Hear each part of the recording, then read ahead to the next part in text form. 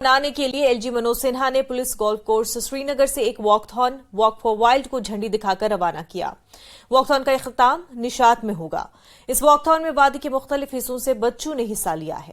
इस वॉकथॉन का मकसद माशरे में जंगली हयात के तहफ्फुज की अहमियत के बारे में आगाही फैलाना है। श्री मनोज सिन्हा साहब हमारे बीच हैं, उपराज्यपाल जम्मू कश्मीर। जोरदार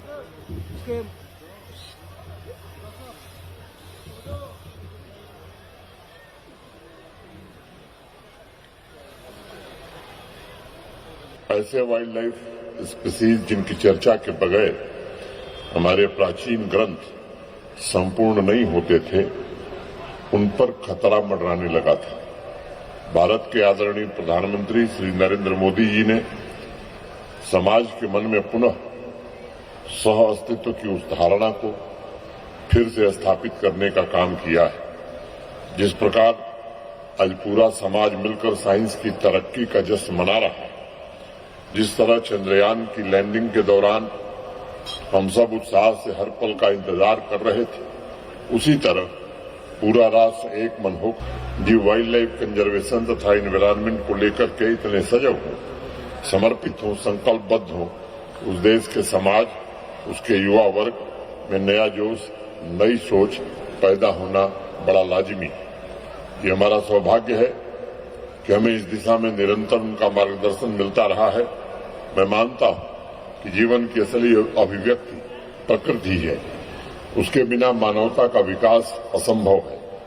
इसलिए ये सबकी सामूहिक जिम्मेदारी है कि उसकी रक्षा की जाए।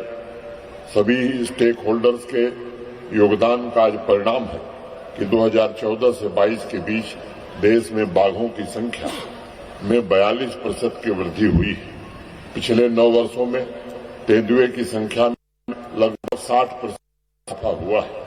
आंकड़ों से भी बढ़कर मुझे खुशी इस बात की कि प्रकृति के संरक्षण में प्राचीन मूल्य समाज में पुनः जागृत हुए हैं।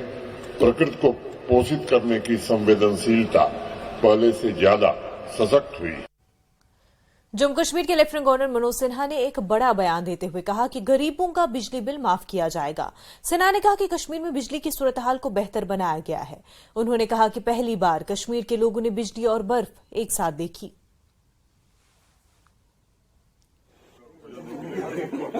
जिस साल मैं आया था उसके कुछ महीने बाद मैं गया था गुलमर्ग विंटर स्पोर्ट्स के लिए। तो वहां मैंने एक बात कही कि भाई, उस बार लोगों ने हमसे कहा कि साहब इस बार बिजली ठीक है, पिछले साल बड़ी दिक्कत थी।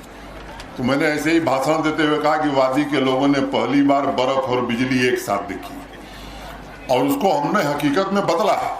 और जो बात मेहता जी कह रहे थे, मैं आपको भरोसा देना चाहता हूँ, हमारी ट्रांसमिशन और डिस्ट्रीब्यूशन कैपेसिटी में भारी वृद्धि हुई है। हम इस स्थिति में आज हैं कि 24 घंटे बिजली हम दे सकते हैं। और आज इस सभा में फिर मैं दोहराना चाहता हूँ, जो लोग सक्षम है, जो लोग समर्थ हैं, जो दे सकते हैं, वो बिजली का बिल दें। गरीबों की बिजली का बिल हम माफ कर देंगे, जो नहीं दे सकते माफ कर देंगे। लेकिन हर साल 4000 करोड़ का घाटा हो तो कैसे बिजली दें? इसकी आपसे मैं बहुत विनम्रता पूर्वक कर रहा हूँ, इसमें आप सहयोग करिए। और अगर इस व्यवस्था को आपने सुधार दिया, क्योंकि टैक्स कलेक्शन हमारा पहले की तुलना में बहुत बड़ा है, देश के बाकी राज्यों से हम काफी बेहतर स्थिति में, लेकिन जो विरासत में हमारे पूर्वज छोड़ के गए, बिजली का घाटा, हमारे दादा कर्जा खा के गए, भुगतान हमें करना पड़ रहा है, तो दादा का भुगतान भी करना है। बड़ी समस्याएं है, मैं खुल के कह नहीं सकता। तो मैं आपसे केवल निवेदन करना चाहता हूं कि देखिए, हमारे यहाँ कुछ छिपाने के लिए कुछ नहीं, न कोई राजनीति से लेना देना है। हाँ, एक काम जरूर देखना है कि सामान्य आदमी को, गरीब आदमी को कोई दिक्कत न हो। इसके लिए जितने सुधार करने पड़ेंगे उतने सुधार किए जाएंगे।